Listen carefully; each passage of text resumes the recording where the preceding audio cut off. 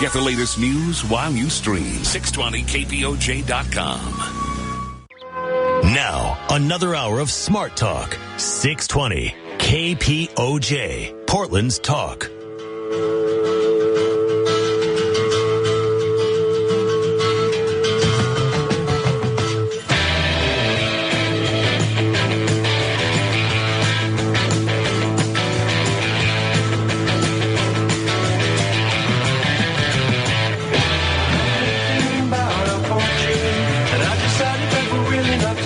Welcome back. It is 7 past the hour. We have an open line here if you want to join in. 877-996-2556 is the number. This hour being sponsored by Tim in Riverside. No message, Mike. Thanks for your program. Thank you, Tim. And by Frank Hughes. Thanks, Frank. Thanks, Tim. Appreciate it very much. One thing Romney did say tonight, if you were paying attention, I know it was difficult, but he backed and doubled down on Obama's policy of bringing all of our troops out of Afghanistan at the end of 2014. Now, wasn't it the last debate that Romney said that telegraphing when we were going to bring our troops out of Afghanistan was a way to prolong the war and the acts of terror? Now, that's what he said last debate. This debate, he made a categorical statement. Well, Bob, we will have our troops out by the end of 2014. I will bring the troops home by the end of 2014. This guy is one of the biggest weasels I think has ever run for the presidency. It's just astonishing. Eddie is in Garland, Texas. Hello, Eddie. Hi, Mike. How are you tonight? I'm all right. How you doing? Oh, all right. Just watched that clown show. Oh, boy. And what you were saying about how Romney was talking about pulling the troops or not pulling the troops out during the last debate, and now he's mimicking Obama's policies, right, is the primary reason why I called. Obama is foolish to agree with anything this guy says. I don't understand why he won't bring up Sensata. I don't understand why he won't, turn this into an outsourcing issue. I mean, I know it's a foreign policy debate, but, more importantly, if Romney gets in control, we know what he's going to do. He's gonna open up free trade for everybody else and put us out of work.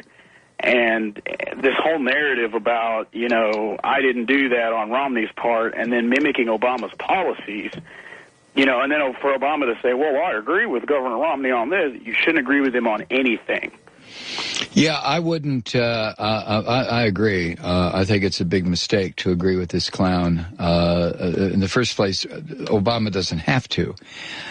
There's just no need to do that. And, well, let me ask you a question. Yeah. Okay. Being that that's the case, how can someone not look at this and just think it's a dog and pony show? I don't know. And that leads me to ask you, do you think that? I mean, I know you're trying to have faith. We want to support Obama. We don't want to see them get into the office. But really, I mean, how can you not look at this and just think that? Well, I do. I mean, my take on the state of the American political system is not one that my listeners who are Obama supporters want to hear. Right. And it's not one that any right-winger wants to hear. Of course, the right-wingers don't listen to this program. But to me, it is a dog and pony show. It doesn't have to be. Right. I don't think. Maybe we've reached that point in the devolution of this country where vampire capitalism has gotten so ingrained in everything that this is about. Obama is going to be the best we will ever have. Right. I mean, I agree. Look, there's no way he can go into Washington. And look, I'm going to defend him a little bit here. There's no way he can go into Washington with what was already in place prior to him arriving and just magically fix it. No, I agree. I agree with that. Way. Sure, I agree with that. And the public was so afraid. Fear was being sold as a card to promote war. He had to go and do some of the things he did that I don't agree with, that we've talked about on this program before. Mm-hmm. But, I don't know, man. I really want to see what happens with this election because, if he loses this election, I think a lot of people are going to be upset. And I think, the system is going to have to change a little bit for everybody, in a peaceful way, of course. Right. Well, see, I'm already at the point, Eddie, and, right. I think a lot of people are at this point. I don't know how many of them talk about it, but where we understand that capitalism, it might have built a few fortunes, and it did over the course of this country's history, but it built those fortunes on slavery and genocide and cheating and lying and exploitation and wars and invading other countries. If we don't wake up as a country and change our political/economic system more toward democratic socialism or social democracy, however you want to say it, then there's no way out of this. There's just no way out of it. And this is the part that drives me insane when these brain dead teabaggers, these right wingers, these neo-fascists refer to Obama as a socialist. It just makes me want to open up a vein, one of theirs. They don't have a clue. That Chris Matthews story with the lady who was yelling out communist. That happened to me on my Facebook. I had to go and close my old Facebook because I was getting too political. I'm fixing to get my degree, so I want to. I don't want a boss seeing that, right? Right. So you better clean it out a little bit. I deleted it. Right. Okay. But take your friend request. No, but anyways, I came to this new one, and I'm trying to keep it quiet, but it's hard, and I don't know, man. I totally forgot why I said that, but... Well, I think you're experiencing an awful lot of what a lot of us in this country are experiencing, just absolute frustration with what's going on. Right. We know what needs to be done. We don't hear it being discussed in these debates, and it that adds to the frustration because I think we all understand that down that road of frustration, if we don't get it together, there's a cliff, and this country's just going to plunge off that cliff. And I just, oh God, that I shudder to think about that. That's why some of us look towards you because you have that. You have that vision, that not vision or whatever, but you know what's going on, and you're not afraid to tell it. And it's not radical to have an opinion that's different than mainstream. I think it's good. I think that we need more people like yourself to actually tell the truth. And as Americans, let's face the truth and let's understand that hey, maybe both sides are playing us for the fool. Mm-hmm. And then let's look elsewhere.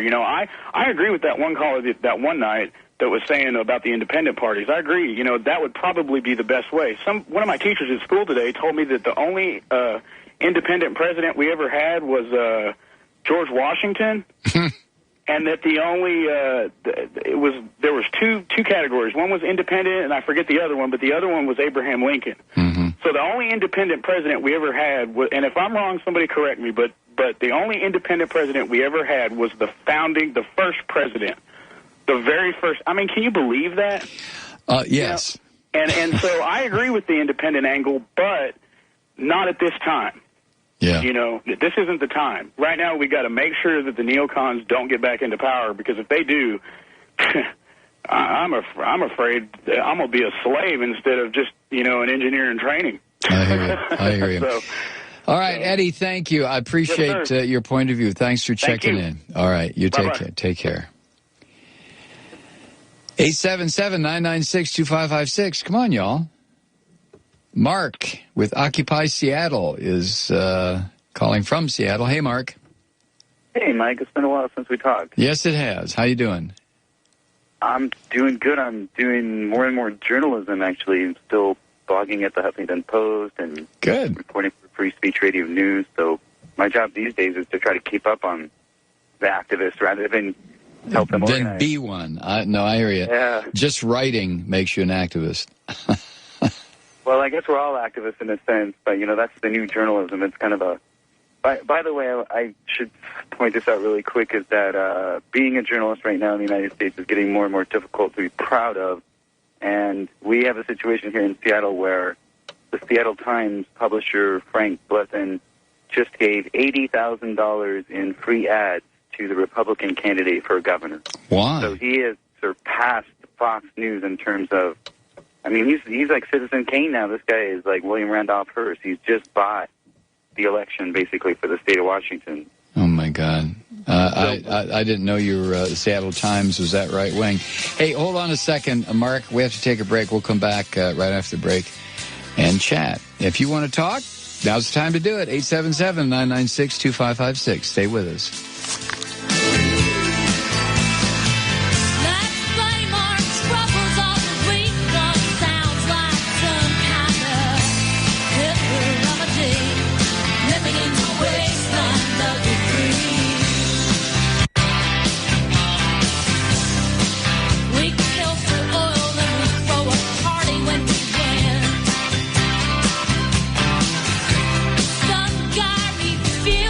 From the right, stay a while.